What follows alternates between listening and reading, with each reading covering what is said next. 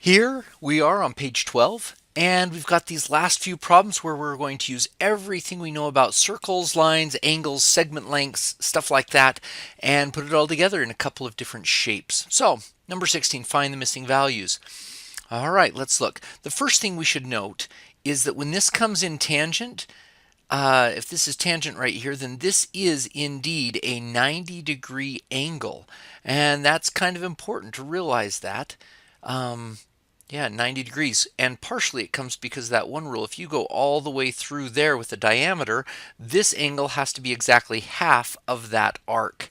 So it's got to be 90 degrees. All right, so let's try it. We know how to get x here because we have x times x plus 6 equals 8 times 8. So this is the length from this intersection point out here, x times, oh, not x plus 6. We got to go all the way over to here. So it's x plus 12. That's an important one. We got to note that. Let me write that with a different color so we've got that in there. X plus 12. So this is x squared plus 12x equals 64. Subtract that over, we get x squared plus 12x minus 64 equals 0. Do we know how to solve this polynomial? Yeah. From algebra, we learned how to factor. So we have an x and an x, and we're at a plus 16 and a minus 4 equals 0. So x equals 4 or x equals a negative 16. I have a hunch that that's not going to be a viable solution for this guy. So x is going to be a 4. Oh, and that makes sense actually. We could have done this a different way because of this cool little this radius being everywhere and this being a right triangle. We could have gotten 6 squared plus 8 squared equals this whole length right here squared. Yeah, so c squared, and we would get c equals 10, and that would give us x equals 4. Look at that. I love it when something like that comes together. Now, in order to find alpha here, we've got a 6 and an 8, so we could write tangent of alpha equals 8 over 6. Can we get that one? Sure we can. Let's get our calculator out. Turn that guy back on. Second tangent of 8 divided by 6. 53.13 degrees is alpha. 53.13 degrees is alpha. 53.13 right there. That one. There we go. Now, if we subtract it from 90, we come over here and get this angle right here. So let's subtract from 90. 90 minus the answer. I might use it again, so I'm going to do it correctly and not get a minus on there. 36.87. 36.87 is this guy. 36.87. So when we come through over on this other side, we see that these are symmetrical. So this is 36.87 vertical angle. That's 36.87 degrees over there. Good. So with this is 36.87, let's look and see right here. We're going to have a very similar triangle. This is going to be a right angle, and this is going to be right here. That's a y, and this guy right here is going to be that 56 point whatever. So this is w times, yeah, oh. So this radius is going to be a 2, and this is 36.87 degrees right here. So if we were to do this and say tangent of 36.87 degrees is going to equal 2 over y. Now you might be able to tell, hey, this circle is exactly the same. Well, they're the same shape, obviously they're circles, but this guy's 3 times as big as this one. So this guy's probably going to be 8/3, especially since these two triangles are similar, but we'll go ahead and do it. We better get something like 6.67 here. Or divided by 3, yeah, 2.67 is what we should get for y. But let's try it out on the calculator. Remember how we're going to do this? Y is going to equal 2 divided by the tangent of 36.87. Let's go ahead and plug that in. 2 divided by the tangent of 36.87. And it enters? Yeah! There we have 8/3 or 2.67. Let's go ahead and put that in for y, 2.67. 7. All right, for the last one, to get W, we could do this kind of a thing where we take W times W plus 2 equals our 2.67 squared, but we won't be able to factor very well if we're dealing with fractions and decimals. So we're going to rely on the fact that this triangle to that triangle, they're similar because they have the same angles in them, is a 1/3. And yeah, we proved that right here, that we got y is indeed 2.67. So here we go. This side of the triangle to that side of the triangle. So a 6:2 ratio is a 10 to, this was 10, 2 plus W ratio. Good. Let's figure out what that is then. This is 12 plus 6W equals 20. Subtract over and we get 6W equals 8. And W equals 8 divided by 6, or 4 divided by 3. So that's 1.33. There we have it. Good. Okay, let's erase and let's get something so we can do number 17. All right, on number 17 here, we have that ADC, this arc is 174 degrees. What else do we know? This is 6. Oh boy, this is X along here. 5, 7. Ooh, how are we going to do all of this stuff? Okay, it says, ooh, we've got arc length, so we're going to have to find the radius at some point. That's going to be a very interesting thing to find. Well, let's work on it. We do have this length and the 5, so we can do 7 times 7 equals 5 times 5 plus x. And that'll give us this x across here. That's using the rules of distances there.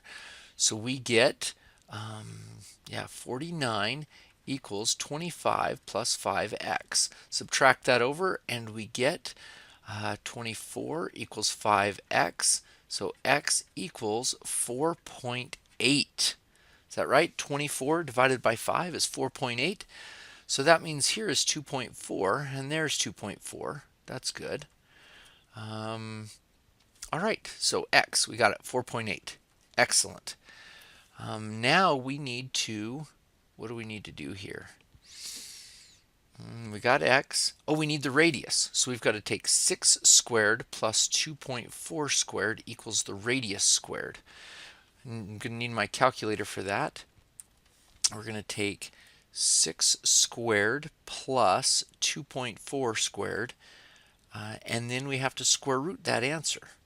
Doesn't come out really nice, but 6.46. That's the radius, 6.46. There we go. That's the radius, and we'll keep that around for a while. Let's get the circumference while we have the chance. 2 times pi times that radius there, 2 times pi times the radius, we'll use the answer so we get all the decimal places, 40.6. So that's the whole circumference is 40.6. Let's write that down. Circumference is 40.6 inches or whatever it is. If we're going to get that arc length, we're going to have to take 174 divided by 360 times that circumference. And we get 19.62. So this guy's 19.62. So we've got to find this arc length here, or this measure, and then we'll get the arc length. And we've got to find this measure as well.